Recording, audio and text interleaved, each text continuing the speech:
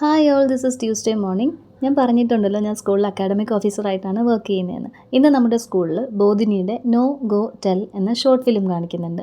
അതൊരു awareness video ആണ്, good ടച്ചിനെയും bad ടച്ചിനെയും കുറിച്ച്. അത് നമ്മൾ എല്ലാ വർഷവും സ്കൂളിൽ കാണിക്കാറുണ്ട് കേട്ടോ. അപ്പോൾ ഇന്ന് രാവിലെ തന്നെ ഞാൻ തീരുമാനിച്ചതാണ് അതിനെക്കുറിച്ച് ഈ വീഡിയോയിൽ പറയണമെന്ന്. ഡീറ്റെയിൽസിലേക്ക് പോകുന്നതിന് മുമ്പ് ഇന്നത്തേക്കുള്ള റൈസും സാമ്പാറിനുള്ള പരിപ്പും പാലും ഒക്കെ ഒന്ന് ഗ്യാസിലേക്ക് വെക്കാം. നിങ്ങളിൽ എത്ര പേര് കുട്ടികളോട് ഗുഡ് ടച്ചിനെയും ബാഡ് ടച്ചിനെയും കുറിച്ച് സംസാരിച്ചിട്ടുണ്ടാവും? എനിക്ക് ഊഹിക്കാവുന്നതേ ഉള്ളൂ. എന്തിനേറെ പറയുന്നു, ഈ ഞാൻ ഉൾപ്പെടെ കരുതിയിരുന്നത് തിരിച്ചറിവൊക്കെ ആകുന്ന പ്രായത്തിൽ ഇതിനെയൊക്കെ കുറിച്ച് സംസാരിക്കാമെന്നാണ്. പക്ഷേ അത് തെറ്റാണ്. നമ്മൾ കുട്ടികളോട് സേഫ് ടച്ചിനെയും അൺസേഫ് ടച്ചിനെ പറ്റിയും പിന്നെ അവരുടെ പ്രൈവറ്റ് പാർട്സിനെ പറ്റിയും ഒക്കെ സംസാരിക്കേണ്ട കറക്റ്റ് ഏജ് 3 to 5 ആണ്. അതായത് കുഞ്ഞിന് 3 വയസ്സായി കഴിഞ്ഞാൽ പതുക്കെ പതുക്കെ അവർക്ക് മനസ്സിലാവുന്ന ടേംസ് ഉപയോഗിച്ച് നമ്മളിത് പറഞ്ഞു കൊടുക്കണം. അങ്ങനെ ചെയ്യുന്നതിലൂടെ ആ ഒരു ഏജിൽ തന്നെ അവരെ പ്രൊട്ടക്റ്റ് ചെയ്യേണ്ടതിൻ്റെ ഇമ്പോർട്ടൻസ് എന്താണെന്നും പിന്നെ പേരൻറ്റുമായിട്ടൊരു ഹെൽത്തി കമ്മ്യൂണിക്കേഷനും സാധ്യമാവുന്നു. ഒരു ഹെൽത്തി ഹഗ്, ഒരു ഹെൽത്തി കിസ് എങ്ങനെയാണെന്നും അങ്ങനെ അല്ലാത്തത് എങ്ങനെയാണെന്നും ഒക്കെ ഒന്ന് ഡെമോൺസ്ട്രേറ്റ് ചെയ്തൊക്കെ കാണിച്ച് ഒരു 3 വയസ്സ് തൊട്ട് നമ്മളിതിനെക്കുറിച്ച് എക്സ്പ്ലെയിൻ ചെയ്ത് തുടങ്ങണം. സ്കൂളിൽ എല്ലാ വർഷവും ഞങ്ങൾ മുടക്കമില്ലാതെ ചെയ്യുന്ന ഒരു കാര്യമാണ് ഈ ഒരു അവയർനെസ് വീഡിയോ കാണിച്ച് അതിനെക്കുറിച്ചൊരു ക്ലാസ് എടുക്കുക എന്നുള്ളത്. എൻ്റെ സ്കൂളിലെ കുട്ടികളൊക്കെ ഇത് കണ്ടിരിക്കണം എന്ന് എനിക്കൊരു നിർബന്ധവും കൂടിയുണ്ട്. അതിനൊരു റീസൺ ഉണ്ട് കേട്ടോ. I am a victim too. പക്ഷേ ആ സമയത്ത് എനിക്കിത് പറയാൻ ആരും ഇല്ലായിരുന്നു. Otherwise let's put it like എനിക്കറിയത്തില്ലായിരുന്നു ഇതെങ്ങനെ ഞാൻ അവതരിപ്പിക്കണം എന്ന് പോലും എനിക്കറിയത്തില്ലായിരുന്നു. ബാഡ് ടച്ചസ് ആണ് ഈ നടക്കുന്നതൊക്കെയെന്ന് തന്നെ എനിക്കൊന്ന് മനസ്സിലാവാൻ ഒരുപാട് ടൈം വേണ്ടി വന്നു. അതിന് കാരണം എനിക്കതിനെക്കുറിച്ച് പ്രോപ്പറായിട്ടൊരു അവയർനെസ് കിട്ടിയിട്ടില്ല എന്നുള്ളത് തന്നെയായിരുന്നു. ഫർദർ ഡീറ്റെയിലിങ്സ് ഞാൻ വഴിയെ പറയുന്നുണ്ട്. ബ്രേക്ക്ഫാസ്റ്റിന് ഇഡലിയാണ് കേട്ടോ. ഇന്നലെ വൈകുന്നേരം കുക്കു സാറിനെ വിട്ട് ഇഡലി മാവ് വാങ്ങിപ്പിച്ചിരുന്നു. അപ്പോൾ ഈ പ്രിപ്പറേഷൻ വീഡിയോസൊക്കെ ഇതിൽ ഉൾപ്പെടുത്തണമെന്ന് പറഞ്ഞതുകൊണ്ട് അതിനെ ഞാൻ വാല്യൂ ചെയ്യുന്നതുകൊണ്ട് അത് ഞാൻ എല്ലാ ദിവസവും ഇപ്പോൾ ഉൾപ്പെടുത്താൻ ശ്രമിക്കാറുണ്ട്. രാത്രി മാവ് കിട്ടിയ ഉടനെ അല്ല കേട്ടോ, കിടക്കുന്നതിന് മുന്നേ മാവ് കിട്ടിയത് ഞാൻ കുറച്ച് വെള്ളത്തിലോട്ട് എടുത്തിട്ട് വെച്ചിരുന്നു. പാക്കറ്റോടെ തന്നെ വെള്ളത്തിലോട്ട് ഇറക്കി വെച്ചു, അല്ലെങ്കിൽ അത് പെട്ടെന്ന് പുളിച്ചു പോകും രാവിലെ ആകുമ്പോൾ. എന്നിട്ട് ഞാൻ കിടക്കുന്ന സമയം ഒരു 10:30-11 മണി ആയിട്ടുണ്ടാവും. ആ സമയത്ത് കവർ കഴുകിയ കുറച്ച് വെള്ളവും കൂടി ഒഴിച്ച് ഉപ്പോ സോഡാപ്പൊടിയോ ഒന്നും ചേർക്കാതെ അത് അടച്ച് മാറ്റി വെച്ചു. രാവിലെയാണ് ഉപ്പും സോഡാപ്പൊടിയൊക്കെ ചേർത്തെടുക്കുന്നത്. താടമീൻ കുറച്ച് ക്ലീൻ ചെയ്തത് ഫ്രിഡ്ജിലിരിപ്പുണ്ടായിരുന്നു. അതൊന്ന് മെൽറ്റ് ചെയ്യാൻ എടുത്ത് വെച്ചതും ഒരു 7-7:30 മണിയായപ്പോഴാണ്. അത് നന്നായിട്ട് മെൽറ്റ് ആവാൻ 10:30 ആയി. അതും ഒന്ന് നന്നായിട്ട് ക്ലീൻ ചെയ്ത് വീണ്ടും ഒന്ന് ക്ലീൻ ചെയ്ത് അരപ്പ് പുരട്ടി വെക്കുന്നുണ്ട്. മഞ്ഞൾപ്പൊടിയും ഉപ്പും ഒരുപാട് കുരുമുളക് പൊടിയും കുറച്ച് മുളക് പൊടിയിട്ട് നന്നായിട്ട് പുരട്ടി അതും ഫ്രിഡ്ജിലേക്ക് മാറ്റി വെക്കുന്നുണ്ട്. തലേന്ന് ഇങ്ങനെ എന്തെങ്കിലുമൊക്കെ ചെയ്തു വെച്ചില്ലെങ്കിൽ എനിക്ക് ഉറങ്ങാൻ ഭയങ്കര ബുദ്ധിമുട്ടാണ്. അയ്യോ, നാളെ രാവിലെ ഞാൻ A to Z കാര്യങ്ങൾ ഒന്നേന്നും പറഞ്ഞ് ചെയ്യണമല്ലോ എന്ന് കരുതിയിട്ട്.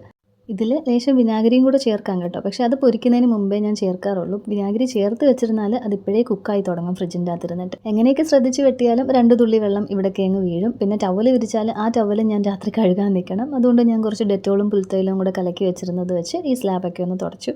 അത് കഴിഞ്ഞിട്ട് സാമ്പാറിനുള്ള പച്ചക്കറികൾ രാത്രി തന്നെ അരിഞ്ഞ് വെക്കുന്നതാണ് ഈ കാണുന്നത് കേട്ടോ. ഇനി നമുക്ക് നമ്മുടെ സബ്ജക്റ്റിലേക്ക് വരാം. അങ്ങനെ ഒരു കാര്യം എനിക്ക് സംഭവിച്ചപ്പോൾ ഇനി അങ്ങോട്ട് എന്ത് ചെയ്യണം എന്നെനിക്കറിയത്തില്ലായിരുന്നു എന്ന് ഞാൻ പറഞ്ഞല്ലോ. ഈ ഒരു വീഡിയോയിൽ അങ്ങനെ എന്തെങ്കിലും നിങ്ങൾക്ക് സംഭവിക്കുകയാണെങ്കിൽ നിങ്ങൾ ചെയ്യേണ്ട, അതായത് കുഞ്ഞുങ്ങൾ ചെയ്യേണ്ട 3 കാര്യത്തെക്കുറിച്ച് പറയുന്നുണ്ട്. No, go, tell. അതാണ് ഈ ഷോർട്ട് ഫിലിമിൻ്റെ ഹെഡിങ് തന്നെ. If anyone touches you in your private part, അതിൽ പറയുന്നത് ഉറക്കെ നോ എന്ന് പറയണമെന്നാണ്. അതാണ് ആദ്യത്തെ സ്റ്റെപ്പ്. അങ്ങനെ ഉറക്കെ പറയുമ്പോൾ ആ സ്പോട്ടിൽ വെച്ച് തന്നെ ആ ടച്ച് ചെയ്യുന്ന ആളും പേടിക്കും, ആരെങ്കിലും അത് കേൾക്കുകയും ചെയ്യും. നെക്സ്റ്റ് അതിൽ പറയുന്നത് ഗോ. ആ സ്പോട്ടിൽ നിൽക്കരുത്. നമ്മൾ പേടിച്ചിട്ടായിരിക്കും, അല്ല ഞാൻ പേടിച്ചിട്ടാണ് പലപ്പോഴും എനിക്ക് അങ്ങനെ ഓടണം, അല്ലെങ്കിൽ എങ്ങോട്ട് ഓടും, ഓടിയാൽ എന്നെ അടിക്കുവോ, ഇടിച്ച് താഴെ ഇടുവോ, അങ്ങനെയൊക്കെ ഞാൻ ചിന്തിച്ചിട്ടുണ്ട്. അപ്പോൾ അതാണ് സെക്കൻഡ് പാർട്ട്. ഒന്നും നോക്കരുത്, ആ സ്പോട്ടിൽ നിന്ന് ഓടണം. തേർഡാണ് ടെൽ. ഇങ്ങനെ ഒരു കാര്യം നടന്നു എന്ന് അപ്പോഴേ പറയുക. അത് പറയേണ്ടത് ആരോടാണെന്നും ആ വീഡിയോയിൽ വ്യക്തമായിട്ട് പറയുന്നുണ്ട്. Every child should have 5 trusted adults. അതായത് കുഞ്ഞിന് വിശ്വാസമുള്ള 5 അഡൽട്ട്സ് വേണം എന്നാണ് അതിൽ പറയുന്നത്. അതാരൊക്കെയെന്ന് നമ്മൾ ഇപ്പോഴേ കുഞ്ഞിനെ പഠിപ്പിക്കണം, കുഞ്ഞിനോട് ചോദിക്കണം. അതായത് 1, നമ്മൾ പ്രൈവറ്റ് പാർട്സിനെ കുറിച്ച് കുഞ്ഞിനെ എഡ്യൂക്കേറ്റ് ചെയ്യുക. 2, നോ, ഗോ, ടെൽ. ആ സ്റ്റെപ്സ് പറഞ്ഞു കൊടുക്കുക. ഇനി ഈ ടെല്ല് എത്തുമ്പോഴത്തേക്ക് ഇതാരോട് പറയണം എന്ന ചോദ്യം വരുമല്ലോ. അപ്പോൾ കുഞ്ഞിനോട് പറയണം കുഞ്ഞിന് 5 ട്രസ്റ്റഡ് അഡൾട്ട്സ് വേണം. മോസ്റ്റ് പ്രോബബ്ലി ഇതിൽ പേരൻസ്, ഗ്രാൻഡ് പേരൻസ്, പിന്നെ ഒരു ടീച്ചർ, കുഞ്ഞ് ട്രസ്റ്റ് ചെയ്യുന്ന ഒരു ടീച്ചർ, അങ്ങനത്തെ ഒരു 5 പേരാണ് വേണ്ടത്. അപ്പോൾ നിങ്ങളുടെ കുഞ്ഞിനോട് നിങ്ങളിത് സംസാരിക്കണം, ദയവായി സംസാരിക്കണം. സംസാരിക്കുമ്പോൾ ഈ 5 ട്രസ്റ്റഡ് അഡൾട്ട്സ് ആരൊക്കെയാണെന്ന് ഇന്ന് തന്നെ പറഞ്ഞുറപ്പിച്ച് വെക്കണം.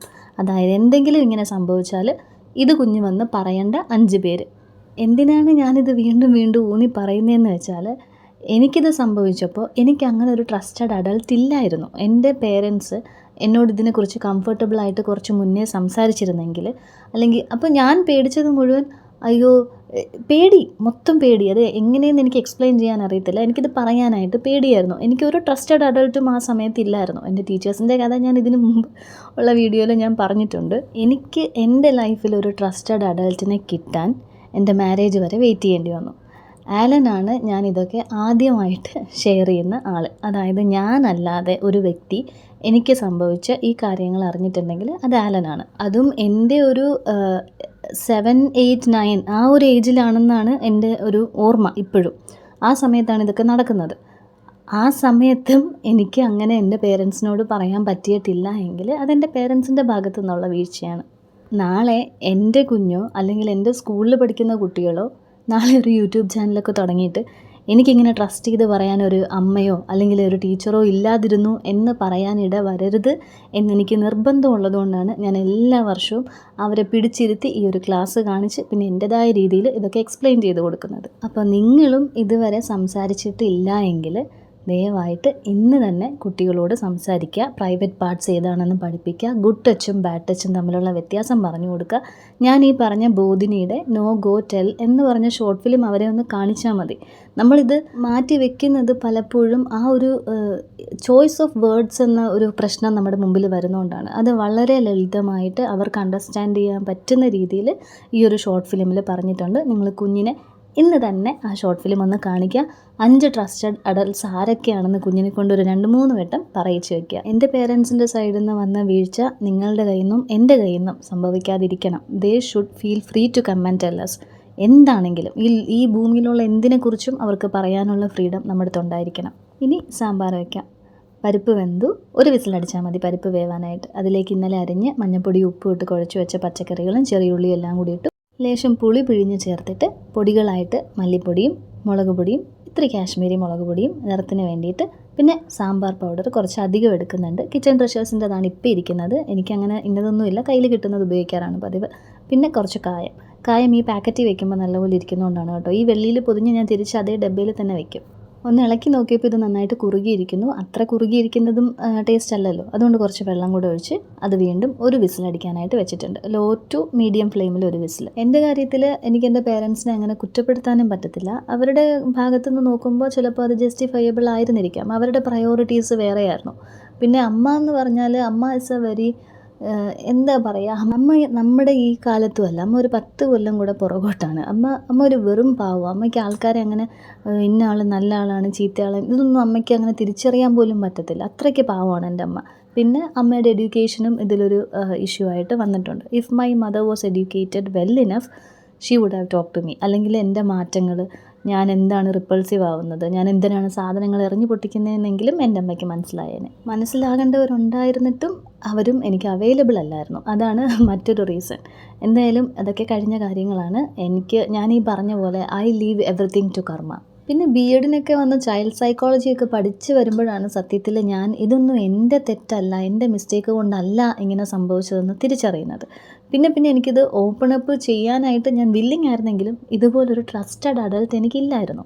മേ ബി എൻ്റെ ആ സ്ട്രഗിൾസും ഒറ്റപ്പെടലും ഒക്കെ കൊണ്ടായിരിക്കണം മാരീഡ് ലൈഫിൽ I got A very trusted person.